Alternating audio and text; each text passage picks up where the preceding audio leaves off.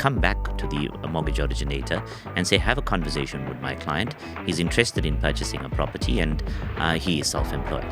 Small to medium businesses also where they work physically in the business, run all their expenses through the business. But that's even more difficult for a bank to justify. Draw a salary from the business into a personal account on an ongoing month-to-month basis because it's easy then to justify the income that they're receiving. I think the advice that you're giving is so valuable. You almost need to give yourself a 3 to 6 months lead period or lead time to prepare everything if it's not already in order. The accountant must be detailed on his letter or her letter stating what is the expenses being paid and where on the financials is this located.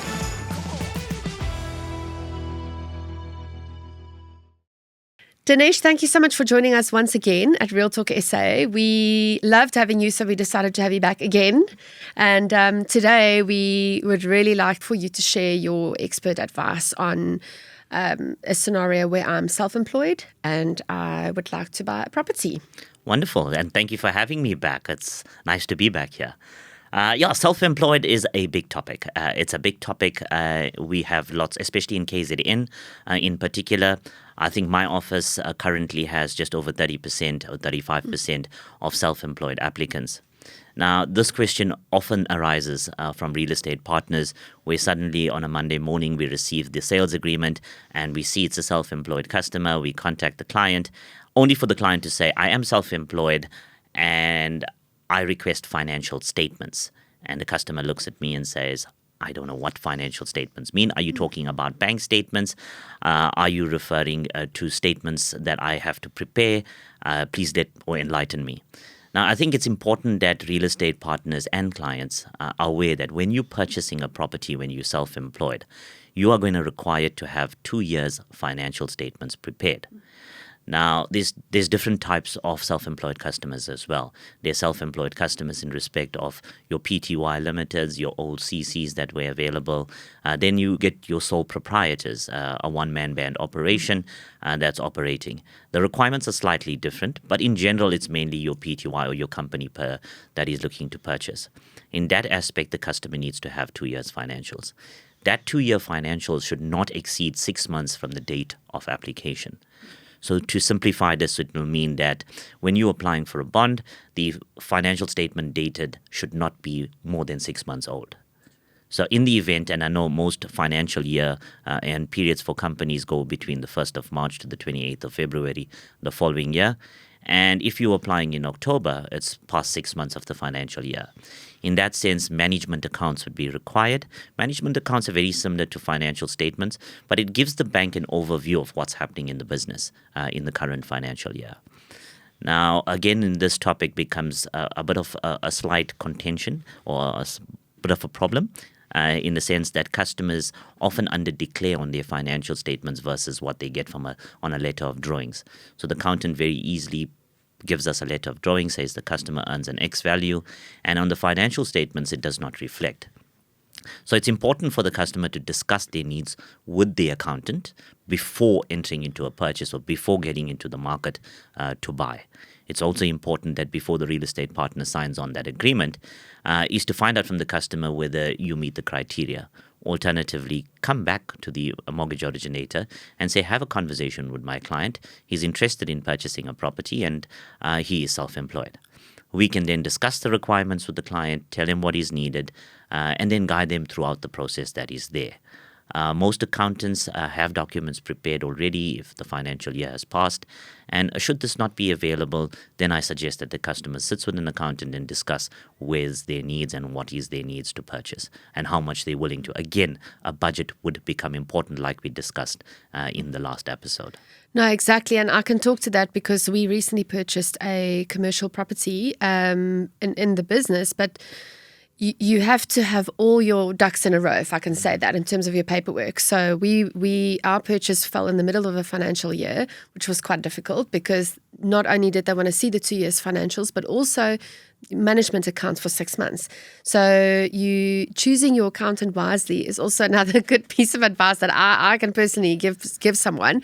And I think the bank also is now starting to look at your actual bank statements and whether what you say in your management accounts, because that can be loaded on like a Sage online accounting. It can be done manually. And I think, just correct me if I'm wrong, that the bank also wants to see that what is on your actual bank statement is reflecting or is matching your management accounts as such. Yeah, 100% correct. So banks are using your financial statements to get a financial position of the business, but they're also using your bank statements to verify the income declared on those financials or management accounts.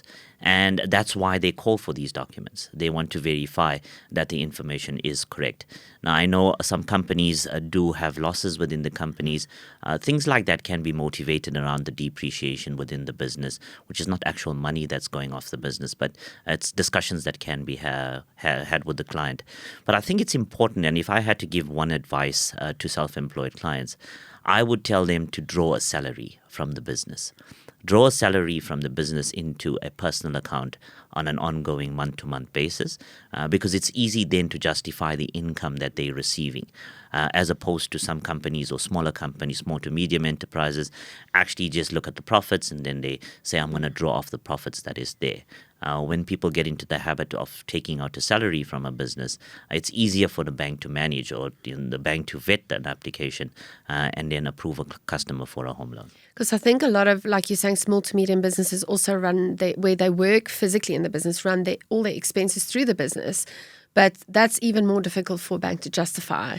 Like you say, if you draw a salary, there's a set income coming in every month, and they can use that as a guarantee or leverage for your finance. Well, in some cases, I've seen of recently some banks are saying that if you draw a salary of your business and they can verify the salary coming through your personal bank account, financial statements might not be required. And it's important to note, might not be required. So the banks obviously have their methods of vetting. They would vet the customer. They would determine if the financials are then needed. And as an additional document, they can call for the financial statements there. But this is not all of the banks. It's some of the banks that have this in place. So I think going forward, if you are self-employed, again, my best advice, get your salary deposited into your personal account on an ongoing basis. And I also think in our country we've got a lot of entrepreneurs. People love having their own businesses, which is great. But I think the advice that you're giving is so valuable. You almost need to give yourself a 3 to 6 months lead period or lead time to prepare everything if it's not already in order. My other question for you is, what is the I know these stats fluctuate all the time, but what is the grant rate, would you say, for these type of bonds? For self-employed, you mean? Yes. Okay, so self-employed applications normally complicate themselves. It's about presentation to the bank. It's how your mortgage originator or consultant presents that application and how the bank sees it. So the bank needs to have appetite. It's about the industry that you're in. It's about how you're keeping your accounting records. It's about matching up the bank statement to your financial statements. It's all of these records that would be taken into account. Going forward, I would definitely advise all self-employed customers is to try and get your accounting records done on a month-to-month basis. So provide your accountant or your bookkeeper that information on an ongoing basis, because if you know you're wanting to enter the property market or you want to become a property investor in the future, then you can consider looking at those options. In saying that, maybe we could do another topic at another time about clients wanting to purchase in the name of their business entity, which is a trading entity or a non-trading entity, or they want to purchase in the name of a company or a trust, for example. We can discuss these options and how a bank would then vet those applications. Dinesh, I think after all that information, the listeners or viewers are probably going to go rush out and get an accountant if they don't have one already. But I want to know, what expenses would you suggest is good to put through a business that would be beneficial? Personal expenses through a business specifically. Okay, actually a good question. The personal expenses obviously will be determined by the accountant. The best person to speak to would be your tax practitioner, your bookkeeper or accountant. They would be able to give you more advice about which is beneficial in terms of tax benefits and things like that. But it's important that when you're purchasing a property, let the bookkeeper or accountant know that we're going to require a letter of drawings, which declares what the customer is actually drawing as an income, and also any expenditure that is being paid by the business. A very, very important topic because when a bank sees this, the bank would be able to add that back to your income, and that equates to your gross income utilized to qualify you for a bond. So the accountant must be detailed on his letter or her letter, stating what is the expenses being paid and where on the financials is this located. Again, it comes back about presentation to a bank. It has to be presented correctly for the bank manager, credit manager, or the person or the analyst looking at that specific deal. And they want to tie up the income. How did we arrive to the income that we have declared? And this is where the accountant's importance comes in.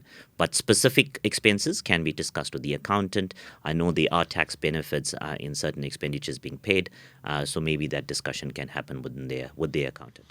I mean, if I think about examples, I know most people probably would put through their fuel expenses and their telephone.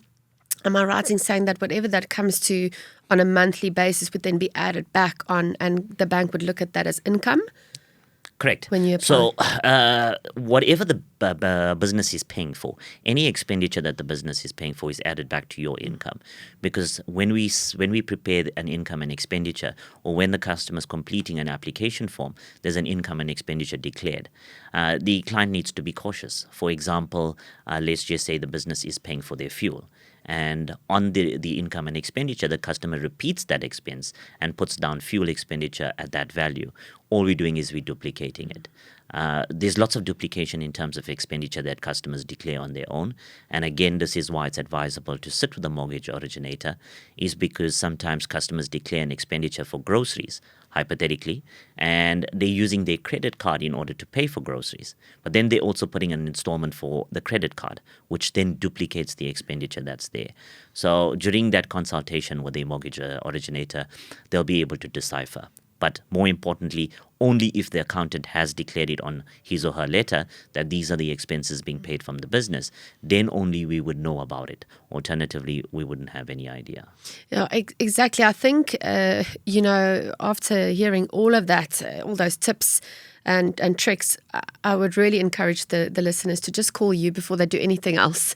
And you can talk them through the whole process, because what you also don't want is for an application to be declined because of an error like that, if I can call it an error or a duplication.